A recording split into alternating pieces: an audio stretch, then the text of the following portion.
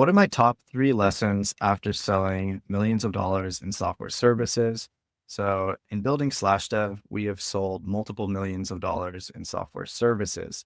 It has been an incredible journey and a great learning opportunity along the way with plenty of failures, plenty of stressful nights, sleepless nights, long days, software bugs, developers falling out. So, what are the top three things that I've learned through this process that I would say you can take with you as you're building your career or thinking about building a company of your own? This is what I would have to say. So, the first thing that I would say is really important is making sure that you have a core skill. And school or other programs are not going to teach you what a core skill is.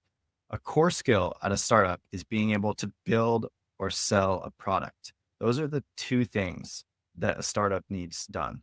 And if you don't have one of those skill sets, you're not really moving the needle forward at all. And you have no place in a startup if you're not building or selling the product.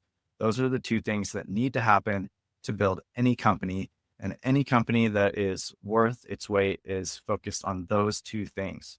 So I think I read about this before building Slashdeve, but as you build your company and you focus on what are the key things we need to be doing, it always comes down to building the product, building out these projects for clients, running the software development projects, or selling, building out the infrastructure, the traffic, the growth engine for the company. Those are the two pillars that matter. So if you're an individual earlier on in your career, learn to build, learn to sell. These are concepts from Naval Ravikant and others. These are concepts that I got from Naval Ravikant originally, but these are really foundational. These are the two things that you need to do. It's really that simple. It's not go and build some consulting report. No startup is really interested in some consulting project for them. They want to build and sell. Those are the two things. Number two, I would say be patient and improve every day. Building a company is not for everyone. It is very hard. It's very stressful. There's a lot of weight on you.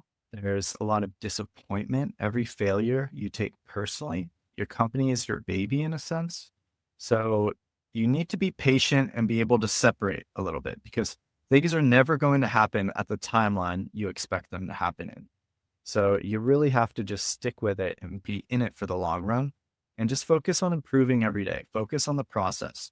If you're doing the right things, you're moving forward in a good way.